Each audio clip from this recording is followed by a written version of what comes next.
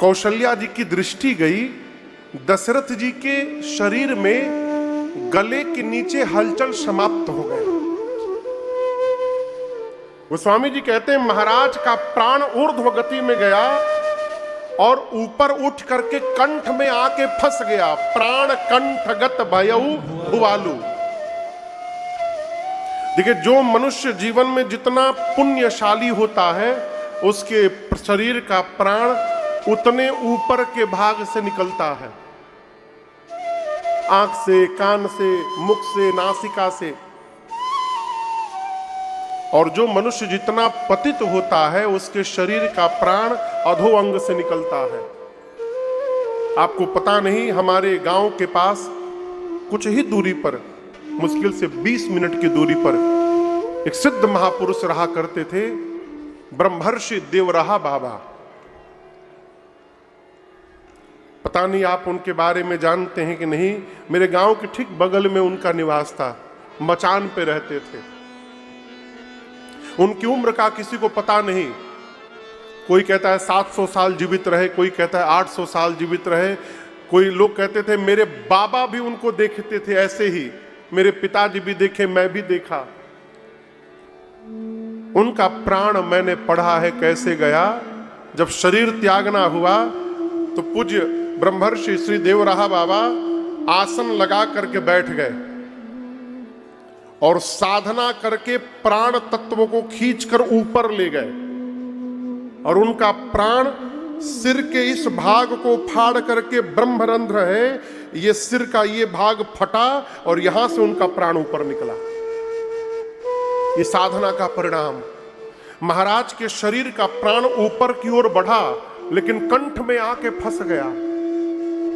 शरीर नीचे के अंग शांत हो गए। कौशल्या मैया ने तुरंत पांव पकड़ा, कहा महाराज धैर्य रखिए।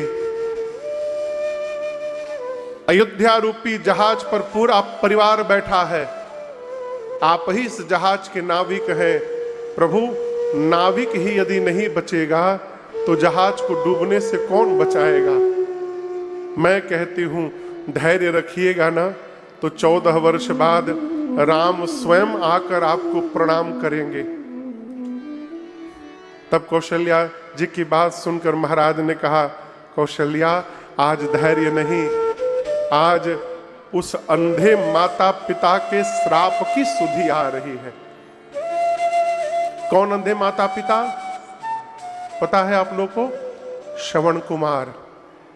और पहली बार, आज तक महाराज बताए नहीं थे किसी से, पहली बार महाराज ने बात प्रकट की कि मरते समय श्रवण कुमार के पिता ने मुझे शाप दिया था कि आज जिस प्रकार पुत्र के वियोग में हम मर रहे हैं, दशरथ एक दिन अपने पुत्र के वियोग में तुम भी मरोगे इसी प्रकार। और तुम्हारा दुर्भाग्य, तुम्हारे 4 पुत्र होंगे, परंतु जब तुम्हारा प्राण निकलेगा तो 4 में से एक भी पुत्र तुम्हारी आंखों के सामने नहीं रहेगा। ये तुम्हारा दुर्भाग्य होगा। आपको बताऊं, राम जी जिस दिन से बन गए थे उस दिन के बाद वो अयोध्या की 6वीं रात्रि थी। कितनी नंबर रात्रि थी? 6वीं।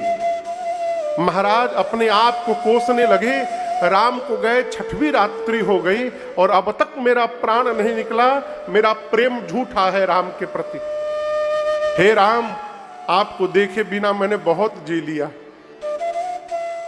हे लक्ष्मण, हे वैदेही, आपको देखे बिना मैंने बहुत जी लिया। और आपको बताऊं, ऐसा लगता है महाराज प्रायश्चित करते हैं मरने के पहले। 6वीं रात्रि थी, इसलिए महाराज ने मरने के पहले 6 बार मुख से राम बोला। कितनी बार? 6 बार। मुनि महात्मा जन्म जन्मांतर तपस्या करते हैं कि कम से कम 1 बार निकल जाए, नहीं निकलता। महाराज का प्राण निकला तो 6 बार निकला। राम राम कही, राम कही, राम राम कही, राम तन परिहरि रघुबर बिरह राम गयऊ सुरधाम। 6 बार मुख से महाराज ने राम राम राम राम राम राम कहा, और जैसे कोई तिनके का त्याग करता है। तिनका समझते? तिनका, यदि काले रंग का तिनका आपके इस सफेद कुर्ते पर बैठ जाए तो कोई भी ये विचार नहीं करेगा कि 5 मिनट बाद हटाऊं कि धीरे से हटाऊं। जैसे तिनका दिखाई दिया तुरंत हटाते हैं। जैसे हम तिनके का त्याग करते हैं, उसी प्रकार महाराज ने 6 बार राम कह के और अपने प्राण का तुरंत त्याग कर दिया। प्रिय तन तृण इव परिहरे, महाराज ने प्राण छोड़ दिया अपना। गोस्वामी जी कहते हैं चक्रवर्ती जी ने जीने और मरने दोनों का फल पाया। जन्म मरण फल दशरथ पावा, जियन मरण फल दशरथ पावा,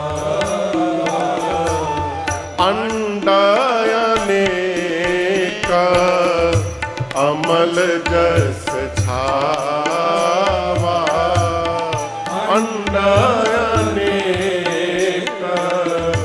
अमल जस छावा, जियत राम विधु बदन निहारा, जियत राम विधु बदन राम बिरह करी मरण संवारा,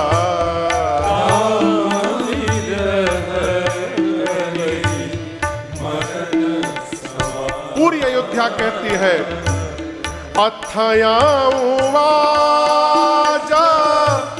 भानुकुल भानु,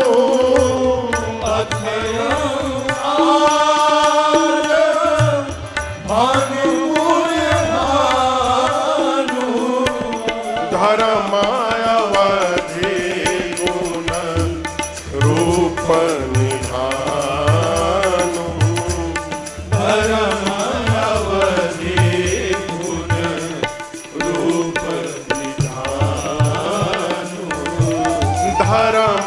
धर्मावधि गुण रूप निधानु,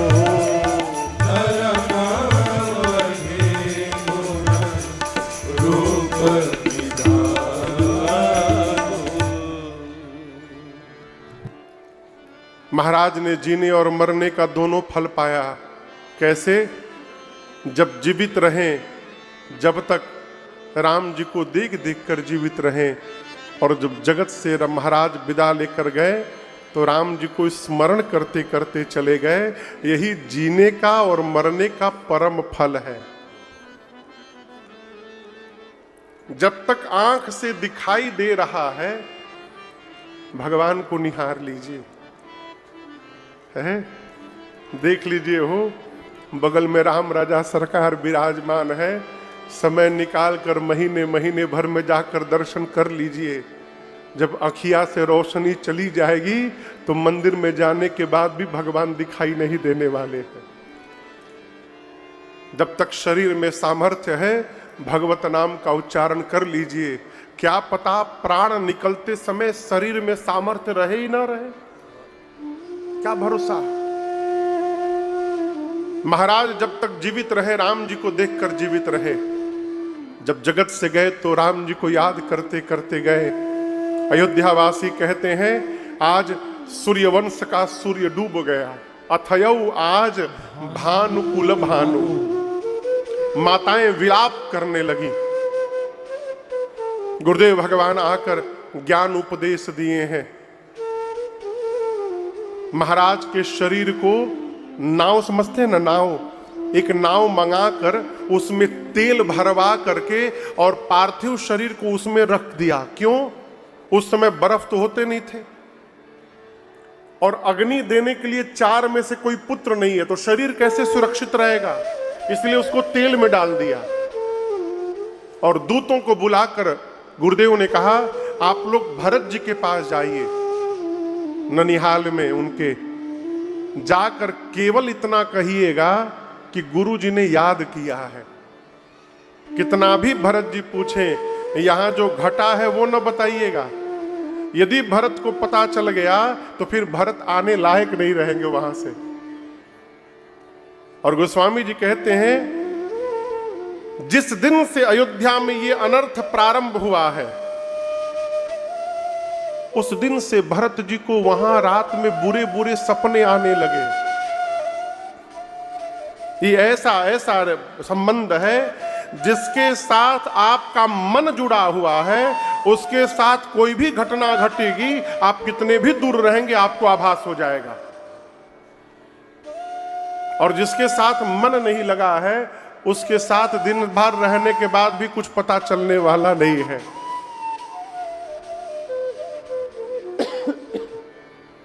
प्रातः काल भरत जी जगते हैं, डर जाते हैं, शंकर जी का पूजन करते हैं। दूत पहुंचे अयोध्या के, जाकर दूतों ने कहा भरत जी से, प्रभु कुछ पूछिएगा मत हमसे, केवल इतना सुनिए, गुरुदेव ने बुलाया है, आप तुरंत चलिए अयोध्या। गोस्वामी जी कहते हैं, भरत जी जिस रूप में थे उसी रूप में दौड़ पड़े और जैसे अयोध्या में आए हैं, खर सियार सब प्रतिकूल ध्वनि बोल रहे हैं। ऐसा लग रहा है किसी ने अयोध्या के श्री का हरण कर लिया हो। अयोध्यावासी भरत जी का आज मुख देखना नहीं चाहते। भरत जी से लोग अपना मुख चुरा रहे हैं। भरत जी सीधे मां को कैकेयी के पास गए। कैकेयी मैया सुनी लाला आ गया मेरा, द्वार पर गई, जाकर मां ने आरती उतारा है, खूब दुलार किया भरत जी का, भीतर ले जाकर कक्ष में बिठाई है। दुलार करके मां ने पूछा, भरत मामा के घर में सब कुशल है ना, वहां सब ठीक है ना भरत? भरत जी हाथ जोड़कर बोले, मां वहां तो सब ठीक है, मेरे घर में सब ठीक है ना मां? कौशल्या मैया पूछी कि कैकेयी मैया पूछी, ऐसा क्यों बोल रहे हो? भरत जी बोले, मां आज अयोध्या में कोई मेरा मुख नहीं देखना चाह रहा था, और मां आज तक जब जब मैं घर लौटा हूं, दरवाजे पर आप अकेली नहीं मिली हो, मेरी तीनों माताएं मिली हैं। आज आप अकेली खड़ी थी मां, मेरे घर में सब कुशल है ना? कैकेयी ने कहा कि कुशल तो भरत मैंने सब कर लिया था, क्या कहूं, मंथरा ने बड़ी सहायता की मेरी सब ठीक करने में, लेकिन ब्रह्मा जी ने एक बात बिगाड़ दी बीच में। भरत जी पूछे क्या हो गया? बोलते बोलते कैकेयी मैया बोली, भरत क्या बताऊं, सब ठीक हो गया था, लेकिन अचानक आपके पिताजी अब नहीं रहे। गोस्वामी जी कहते हैं, भरत भैया सुने पिताजी नहीं रहे, खड़े थे भरत जी, तात तात हाँ तात पुकारी, हे तात कह के भरत जी खड़े खड़े गिर पड़े धरती पर, लगे छटपटाने, बिलाप करने लगे। कैकेयी मैया पकड़ के संभालती हैं। भरत जी उठ करके बैठे, कहे मां पिताश्री को कोई व्याधि नहीं थी, क्या कारण हुआ पिताजी असमय चले गए? और दर्शन करिए कैकेयी मैया, भरत जी ने पूछा तो कैकेयी जी ने कुछ छिपाया नहीं है, कैकेयी जी ने सब बता दिया। जो मां ने किया था, जैसे किया था, अपने मुख से मां ने अपनी सब करनी बता दी। आदि हुते सब आपनी करनी, कुटिल कठोर मुदित मन बरनी। मां ने सब बताया। अब भरत जी सुनते रहे। आपको बताऊं, गोस्वामी जी लिखते हैं, भरत जी को जैसे पता चला कि मेरे राम भैया वन में चले गए हैं, भरत जी पिताजी की मृत्यु भूल गए। भरत ही बिसरेउ पितु मरण, सुनत राम बन गौन। हे तू अपन पौ जान जिय, थकित रहे धरि मौन। भरत जी स्तब्ध हो गए। अब मन ही मन कहने लगे, कह कही न तुम्हारा अपराध, न मंथरा का अपराध, न पिताजी का अपराध, किसी का अपराध है तो इस पापी भरत का अपराध है। मैंने इस धरती पर जन्म ही क्यों लिया। आज पता चला मेरे जन्म का कारण, मोर जन्म रघुबर बन लागी। मेरा जन्म ही भैया को वनवास देने के लिए हुआ है। यहां पर भरत जी ने मां कैकेयी को बहुत कुछ कहा है, बहुत कुछ सुनाया। क्या सुनाया वो गोस्वामी तुलसीदास जी जाने, भरत जी जाने और कैकेयी मैया जानी। मानस पाठ करते समय ये प्रसंग आए तो भले पढ़ जाइएगा, अलग से प्रसंग न पढ़िएगा कभी, क्योंकि कैकेयी मैया को जो भरत भैया ने कह दिया है आज, मां कैकेयी वो सुनने की अधिकारिणी नहीं है। मेरा सीधा प्रश्न है, लोग कहते हैं कि कैकेयी राम जी की विरोधी थी। लोग का छोड़िए, हम कथावाचक लोग बोलते हैं व्यासपीठ से, घंटों मां कैकेयी को भला बुरा कहते हैं। मेरा आपसे प्रश्न है संजीव जी, कोदो जानते हैं? कोदो जानते हैं ना? कोदो के पौधे से क्या धान की बाली निकल सकती है क्या? बोलिए। फरई की कोदो बाली सुसाली, मुक्ता प्रसव की संबुक काली। काले रंग के घोघी से क्या सफेद रंग का मोती निकल सकता है क्या? पूछ रहा हूं, बताइए। नहीं निकल सकता। लोग कहते हैं कैकेयी राम विरोधी थी। जिस मां के कोख से भरत जैसा साधु जन्म लिया हो, वो कैकेयी राम विरोधी कैसे हो सकती है? इसका उत्तर दीजिए। जिस कोख ने भरत जैसे साधु को जन्म दिया हो। भरत जी भगत नहीं है, भरत जी भक्त शिरोमणि है। भगत शिरोमणि भरत ते, जनि डर पहु सुरपाल। कोई सामान्य भक्त नहीं है भरत जी, भक्त शिरोमणि है। भक्त शिरोमणि भरत जी को जन्म देने वाली कैकेयी क्या राम विरोधी होगी? ये प्रश्न है। भरत जी ने मां को जो कुछ भी सुनाया वो राम प्रेम के अतिरेक में सुना दिया। मां उसकी अधिकारिणी नहीं है। भरत जी मां को भला बुरा कह के दौड़ कर गए कौशल्या मैया के पास। कभी अनुभव करिएगा, जब जीव रोता है और आंख में आंसू भरे रहते हैं ना, तो दृश्य स्पष्ट नहीं दिखाई देता। कैसा दिखाई देता है? धुंधला दिखाई देता है। मां कौशल्या अपने कक्ष में बैठकर रो रही थी, आंख में आंसू भरे थे, स्पष्ट दिख नहीं रहा है। दरवाजे पर भरत जी आके खड़े हो गए। और मैं आपको बताऊं, भरत जी और राम जी देखने में दोनों एक जैसे हैं, एकदम बिल्कुल एक जैसे हैं। मां रो रही थी, स्पष्ट दिख नहीं रहा था, धुंधला दिख रहा था। दरवाजे पर भरत जी आके खड़े हुए। मां को लगा कौशल्या जी को कि उनका राघव आके खड़ा हो गया। और जैसे मां को लगा कि राम आ गया, मां इतनी विह्वल हुई मिलने के लिए, उठकर दौड़ी राम जी से मिलने के लिए।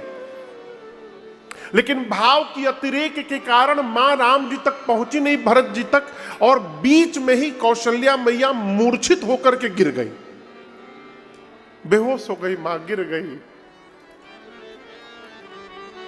भरत जी जा करके मां के चरणों से लिपट गए। जब मां मूर्छा से जगी हैं तो मां ने भरत जी को अपने गोद में बिठा लिया। अब भरत जी मां की गोद में बैठ करके कहते हैं, मां तू तात कहां देहि दिखाई, मां तू तात कहां देहि दिखाई, कहां सिया राम लखन दो भाई, कहां सिया राम लखन दो भाई। मां कोटि भुवन मोहि सरिसा भागी,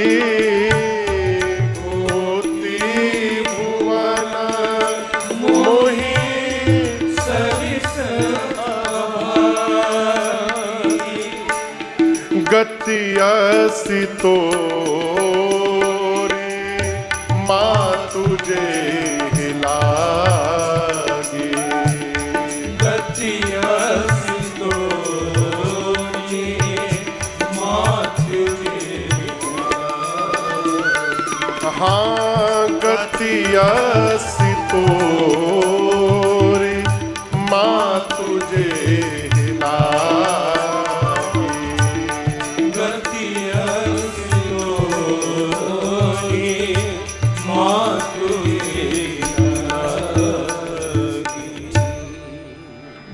भरत जी मां की गोद में बैठे हैं। कहते, मां पिताजी कहां हैं मेरे भैया राम कहां है मां, मेरे छोटे भैया लक्ष्मण कहां है, मेरी मां समान मेरी भाभी कहां है मां। कौशल्या मैया मौन है। भरत जी मां की मांग को बार बार देख रहे हैं बाबू, बार बार कौशल्या जी की मांग को देख रहे हैं। और भरत जी कहते, मां इस त्रैलोक्य में आज तेरे भरत से बड़ा अभागा दूसरा कौन होगा। मां बोली, ऐसे क्यों बोल रहे हो। भरत जी बोले, मां जिस पुत्र के कारण मां की मांग का सिंदूर समाप्त हो जाए, उससे अभागा संसार में दूसरा कोई पुत्र जीव नहीं हो सकता है। मेरे से अभागा कोई नहीं है। और मैं आपको बताऊं, यहां भरत जी ने मां को 24 पाप गिनाए हैं। कितने? 24। भरत जी कहते, मां मैं सत्य कहता हूं, भैया के बन जाने में मेरी कोई भूमिका नहीं है मां। मुझे कुछ पता नहीं था, कब मेरे नाम का प्रस्ताव रख दिया गया मां मुझे पता नहीं है मां। यदि भैया के बन जाने में मेरी तनिक भी भूमिका हो मां, तो जो पाप गुरु की हत्या से लगता है तेरे भरत को लग जाए, मैं तैयार हूं लेने को मां। जो पाप माता पिता की हत्या से लगता है मुझे लग जाए मां। जो पाप अंक में पल रहे संतान की हत्या से लगता है वो मैं लेने को तैयार हो गया हूं मां। भूत की सेवा करने से जो पाप लगता है वो मुझे लग जाए मां। इस प्रकार भरत जी बोलते गए, 24 पाप गिनाए, कहे मैं सभी पाप लेने को तैयार हूं। कौशल्या मैया सुनती गई और बोली, भरत अब तुम बताओगे मुझे अपने बारे में। सूर्य को जानते हो ना, सूर्य के आने के बाद अंधकार समाप्त हो जाता है, परंतु मैं कहती हूं भरत, यह संभव है कि किसी दिन अंधकार ही सूर्य को समाप्त कर डाले। ये हो सकता है, अंधकार सूर्य को निगल जाए, यह संभव है। जल से बाहर निकलने के बाद मछली मरे नहीं, जीवित रह जाए, ये संभव है, हो सकता है। भरत, ज्ञान होने के बाद भी मोह समाप्त तो न हो, ये हो सकता है। पृथ्वी क्षमा का त्याग कर दे, ये हो सकता है। लेकिन मैं कहना चाहती हूं, मेरा भरत अपने भैया राम के विरुद्ध जीवन में कोई व्यवहार करेगा, ये किसी युग में नहीं हो सकता भरत, ये कदापि नहीं हो सकता है। मैं तो कहती हूं कि राम के बन जाने में जो जीव ये कहेगा कि भरत की भी भूमिका है, उस मनुष्य को सपने में भी सुगति प्राप्त होने वाली नहीं है। स्वप्न में भी। रात भर भरत जी मां की गोद में बैठे रहे, रात भर रोते रहे, यही कहते रहे, मां मुझे पता चला है कि भैया के वियोग में पिताजी चले गए। आप लोग भी यही जानते हैं ना कि राम के वियोग में महाराज मर गए, बोलिए यही जानते हैं ना। भरत जी बोले, मैं भी यही सुन रहा हूं, लेकिन ये सत्य नहीं है मां। पिताजी भैया के वियोग में नहीं गए। पिताजी यदि अपना प्राण बचाना चाहते तो सब कुछ छोड़कर जहां राम भैया वन में है वहां जाकर बस जाते, उनके प्राण की रक्षा हो जाती। मां, पिताजी भैया के लिए नहीं मरे हैं, पिताजी तो मेरे आने के पहले इसलिए मर गए, वो सोचे होंगे कि यदि मैं जीवित रहूंगा तो इस पापी भरत का मुख देखना पड़ेगा मुझे, इस कलंकी का मुख न देखना पड़े, इसलिए पिताजी मेरे आने के पहले प्राण त्याग दिए। मां, रात भर भरत जी अपने को कोसते रहे। प्रातः काल हुआ,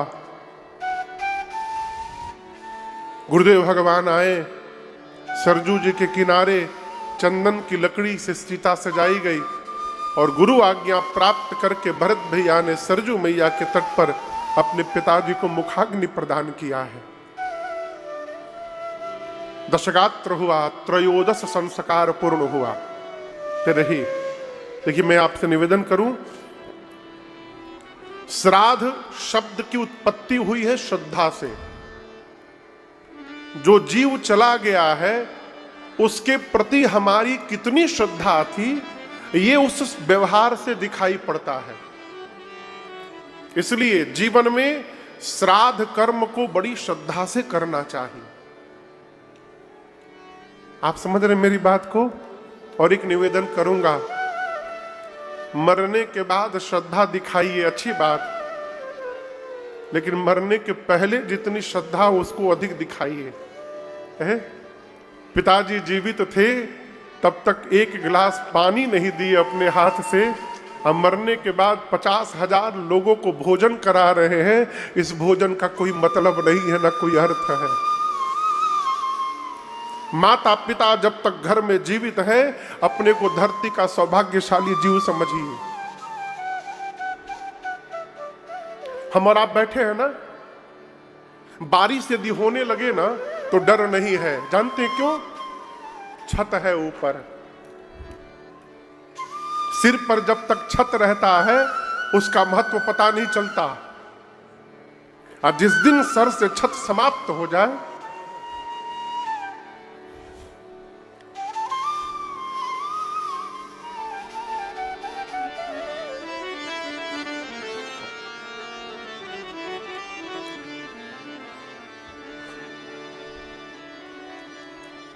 भरत जी ने बहुत किया।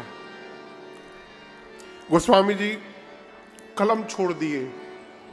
बाबा कहते हैं कि पितुहित भरत कीन्ह जस करनी, सो मुख लाख जाई नहीं बरनी। 1,00,000 मुख से यदि भरत जी के करनी की प्रशंसा की जाए तो 1,00,000 मुख समाप्त हो जाएंगे, परंतु भरत जी की करनी पूर्ण होने वाली नहीं है। इतना किया भरत जी ने। गुरुजी एक प्रकार से दान देने के लिए करते थे, भरत जी उसको 1000 प्रकार से करते थे। श्राद्ध कर्म पूरा हुआ, अयोध्या का सिंहासन रिक्त है। गुरुदेव ने पूरी सभा को बुलाया, भरत वशिष्ठ निकट बैठारे। भरत भैया को ना गुरुजी अपने बगल में बिठाए, पास में। जानते क्यों? जानते क्यों? जिसको समझाना होता है ना, उसको बगल में बिठाया जाता है। तो भरत जी को गुरुजी ने अपने निकट बिठाया, पास में। और आप पढ़िएगा, गोस्वामी जी कहते हैं कि भरत पिता गुरुदेव ने पहले महाराज के धर्म परायण पूर्वक जीवन जो जिए हैं उसका वर्णन किए। उसके बाद महाराज के वचनों में राम जी को जो निष्ठा थी उसका वर्णन किए। उसके बाद राम जी के चरण में जो सीता जी और लक्ष्मण जी की निष्ठा थी उसका वर्णन किए। और इतना कहते कहते गुरुजी फपक के रोने लगे। आप कल्पना करिए, जो समझाने बैठा वही रोने लगा। आप बोलेंगे कि महाराज ये कहां